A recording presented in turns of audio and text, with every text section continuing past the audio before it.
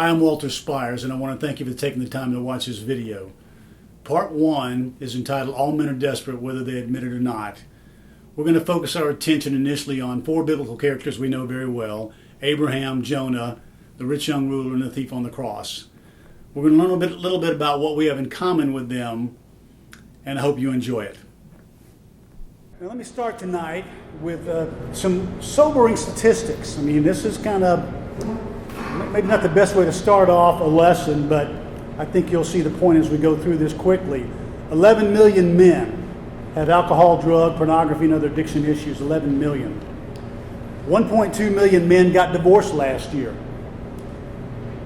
Around 40% of that number, brothers, is supposedly Christian marriages. That's really sad. 2.2 million men are in jail or prison. I think I mentioned the other night we were talking about some of these things. That's the highest number and the highest percentage in the entire world here in the United States. And we know that what they call the recidivism rate of when the guys go back, oftentimes their sons follow them. There's about a 70% chance of that happening as well. And then about 400,000 men are homeless living in America. You can call that living. Many of those guys gave up hope. They just quit. Some used to be our neighbors. Some are people we might have worked with before. But things happen. A financial catastrophe. Any number of things can happen. An illness, a sickness that costs a lot of money. And they end up losing everything, homeless out on the street. We have them all around us here at the mission. All men are desperate, whether they admit it or not. I hope by the time we finish up this first section, you can agree with me on that. Now, I've told you before, we've talked some about this. I've been working on this book, Desperate Men. That's the name of the men's ministry that we're about to launch. Got a website going up, and really excited about what God's beginning to do through that. And so I want to give you tonight kind of an overview of the 3 main points of that book. The first one is we're all desperate, whether we admit it or not. The second one is it all goes through the cross. In other words, desperate times call for desperate measures, and that is the cross. And then the final one is desperate living. Desperate living, what God calls us to. So we'll spend some time tonight going through each of those, just kind of an overview fairly quickly, and then we'll move on. Now, I want to start by talking about some examples. You remember last time we were together, we shared some examples of humble men and not so humble men. I want to talk about that some tonight, because what we're going to find out, brothers, is that our journey to what we're going to call desperate places starts out pretty easy. Let me ask you a question. Is it easier to run down a hill or run up a hill? Easier to run downhill, right? Well, that's kind of the same way some of our lives start going. Once it starts sliding downhill, it's a whole lot easier to keep going downhill, isn't it? It's hard to stop the skid. Sometimes it's painful. And then it's really hard to come back up out of that because it takes more effort and energy. We talked about that some as well.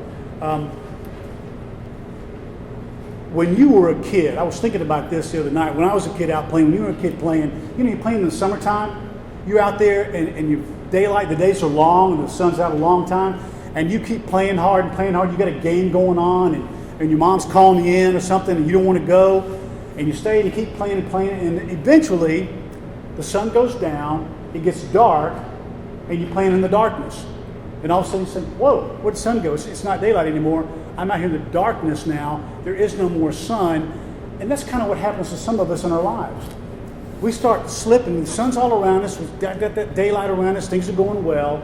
And we start making decisions and choices that start slowly moving us into the darkness and the dark places. And that's what Satan's all about. That's what he does.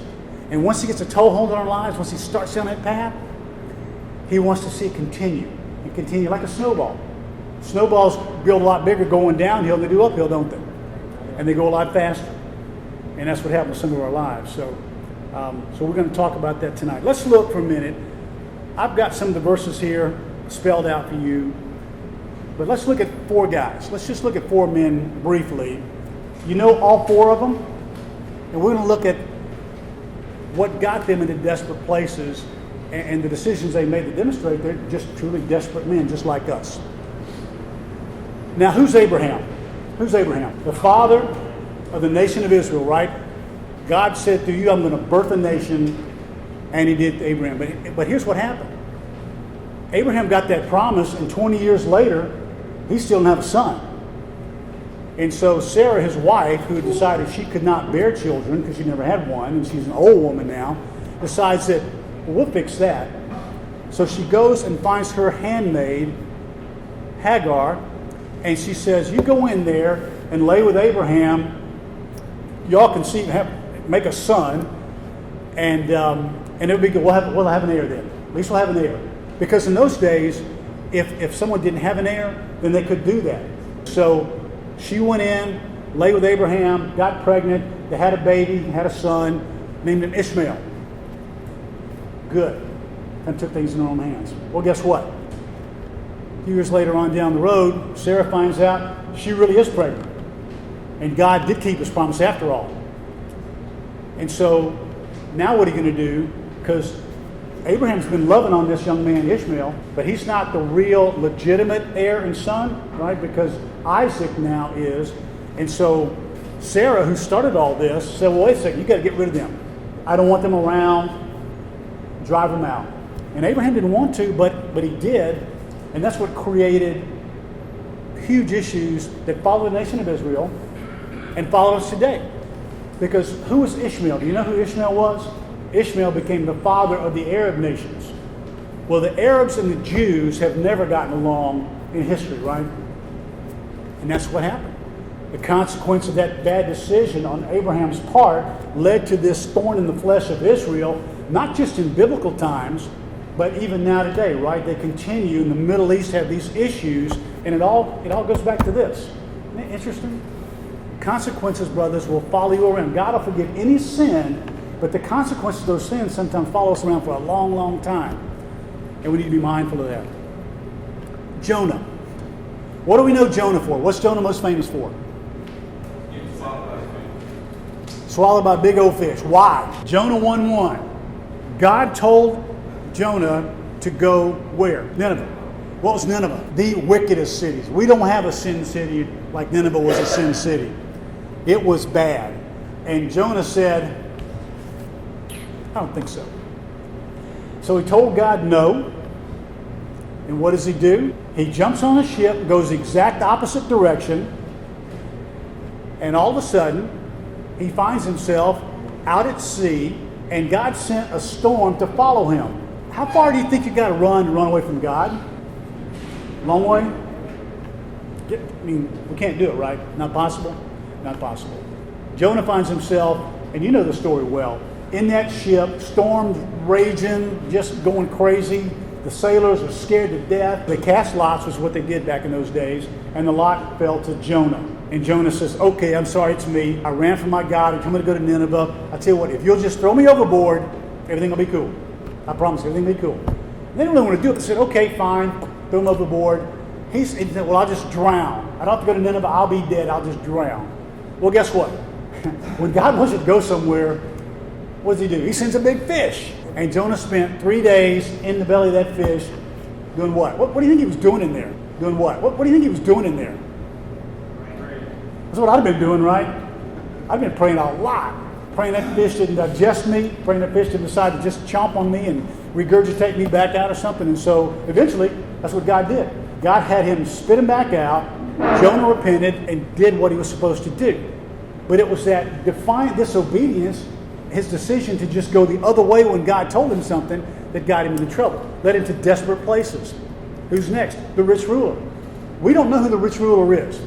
Some Bibles call him the rich young ruler.